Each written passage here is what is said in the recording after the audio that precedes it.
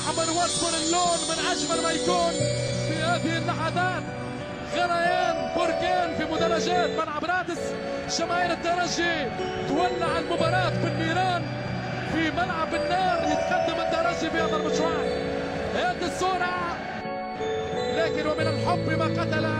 وجماهير الترجي تحضر في هذه المباراة بقوة.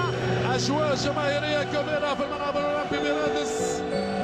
جمهور الترجي يصنع الحدث رغم الخطة الأمنية اللي متفق عليها. أكثر من 20,000 متفرج حاضرين في الملعب الأولمبي برادس.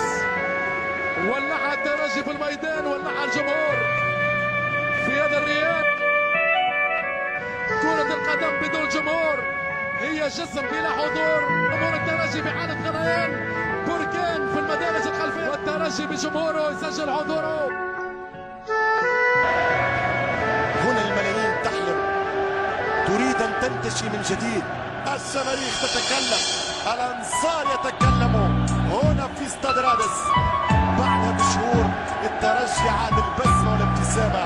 ربح كأس الأبطال إفريقيا على إيوان ونيو والمندية الوهرانية الحمراوة والأبيض الزمالك.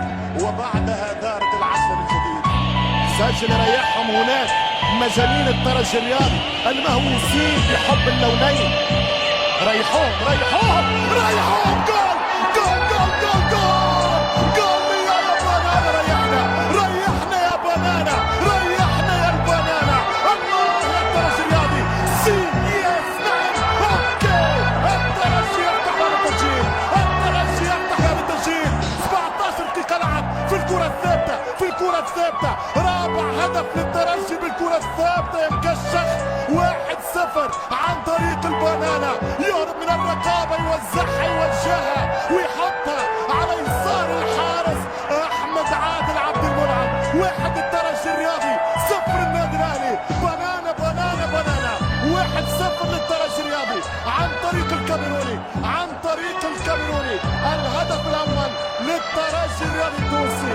نعم يا جون جاكاتيزي، اقتربنا وليس بعد. نبههم يا جنرال، رجعهم يا جنرال، وقفهم، وفقهم يا ماريشال. إذا الترجي الرياضي يسجل الهدف الأول.